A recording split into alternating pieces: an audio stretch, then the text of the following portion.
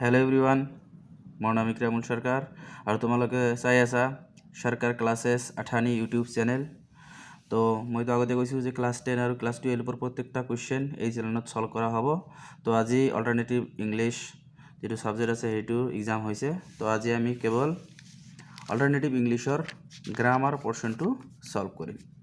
তো এতিয়া কথা হৈছে যে গ্ৰামাৰ আছে 12 নম্বৰত at question tag to any 5 of the following sentences। কিন্তু যিকেইটা আছে সবকেইটাই 5টা লিখিব দিছে, কিন্তু মই প্ৰত্যেকটাই কি কৰিম সলভ কৰিম।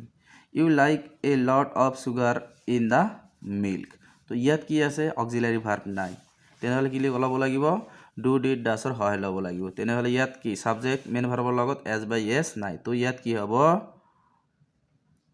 Don't U. মনত ৰাখিবা যে টেগ কুৱেশ্যনত সকলোকেইটা ৱাৰ্ড কি হ'ব স্মল লেটাৰৰ অৰ্থ হ'ব।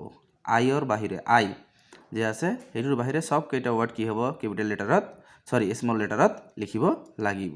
তেনেহ'লে এইটো এনচাৰ কি হ'ব ডোন্ট ইউ, আৰু প্ৰশ্নবোধক মানে কুৱেশ্যন মাৰ্কটো দিব লাগিব।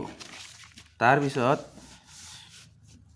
She does not speak Spanish. তো ইয়াত কি হৈছে নট আছে, তেনেহ'লে নটটো এনেই কাটা যাব। তো ইয়াত আমাৰ এনচাৰটো হ'ব ডাজ शी।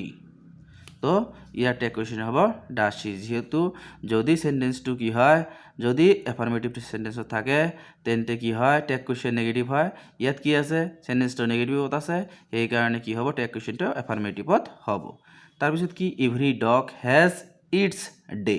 কিন্তু এইটো কি কৰিব সবে ভুল কৰিব, কিহৰ কাৰণে এভৰি ডগ এইটোক বুজাইছে এভৰি ডগ বুজাইছে কি দে বুজাইছে, কিন্তু হেজ দে নহয়। কিহৰ কাৰণে দেৰ লগত কেতিয়াও কি নহয় হেজ নহয়। ইয়াৰ এনচাৰ হ'ব হেভেন্ট দে। তাৰপিছত কি আছে ডোন্ট ইগনৰ ইয়ৰ পেৰেণ্টছ। তো ইয়াত কি আছে যে নিয়মটো কি আছে যে ইম্পাৰেটিভ সেন্টেন্স যে আছে ইম্পাৰেটিভ সেন্টেন্সত যদি নেগেটিভ বাক্য থাকে তেনেহ'লে টেগ কুৱেশ্যন হয় উইল ইউ, আৰু যদি কি হয় এফাৰ্মেটিভ বাক্য থাকে তেনেহ'লে অনলি ইউ হয়। ইয়াত কি দিয়া আছে ইয়াত ইম্পাৰেটিভ সেন্টেন্সৰ নেগেটিভ বাক্য আছে, সেইকাৰণে ইয়াৰ কি হ'ব টেগ কুৱেশ্যন হ'ব উইল ইউ। তাৰপিছত কি দিয়া আছে যে ইয়াত কি আছে there will be a strike tomorrow. তো ইয়াত কি দিব লাগিব উইল আছে, তো উইল যিহেতু নট নাই সেইকাৰণে ইয়াত দিব লাগিব ওন্ট দেয়াৰ। তাৰপিছত they will not come hair চুন। ইয়াত নট আছে সেইকাৰণে আমি ডাইৰেক্ট ইয়াত কি দিম উইল দে। তাৰপিছত হি হিট মি। তো ইয়াত কি হ'ব ডিডেন্ট হি। তাৰপিছত কি হ'ব nobody came forward to help her. এইটো কি আছে নবডি মানে নেগেটিভ সেন্টেন্স। তো ইয়াত কি হ'ব কেম আছে তেনেহ'লে পাষ্ট টেন্স আছে, তেনেহ'লে ইয়াত কি দিব লাগিব ডিড। নবডি যিহেতু আছে তেনেহ'লে নেগেটিভ বাক্য, কিন্তু নবডিৰ কি হৈছে প্ৰনাউন হ'ল দে, তেনেহ'লে কি হ'ব ডিড দে। তাৰপিছত আমি 30 নম্বৰত দিছে কি correct the errors in these sentences and rewrite them. তো ইয়াত কি আছে ডোন্ট মেক নইজ। তো ইয়াত ভুল কি আছে ইয়াত দিব লাগিব ডোন্ট মেক এ নইজ, মানে এ এটা দিব লাগিব নইজৰ আগত এ এটা দিব লাগিব, তেনেহ'লে ৰাইট হৈ যাব। তাৰপিছত কি ফাৰ্নিচাৰ্ছ আছে, ফাৰ্নিচাৰ্ছৰ লগত এছ কেতিয়াও যোগ নহয়, তেনেহ'লে এনচাৰটো হ'ব কি ফাৰ্নিচাৰ ৱাজ বট। তাৰপিছত কি হৈছে শ্বি ছিংছ ডিলাইটফুল কেতিয়াও নহয়, শ্বি ছিংছ ডিলাইটফুলি। তাৰপিছত he had A strong headache, strong কেতিয়াও নহয় বেড হ'ব, যে he had A bed headache. তাৰপিছত কি হৈছে Hemingway is on of my favourite author দিয়া আছে।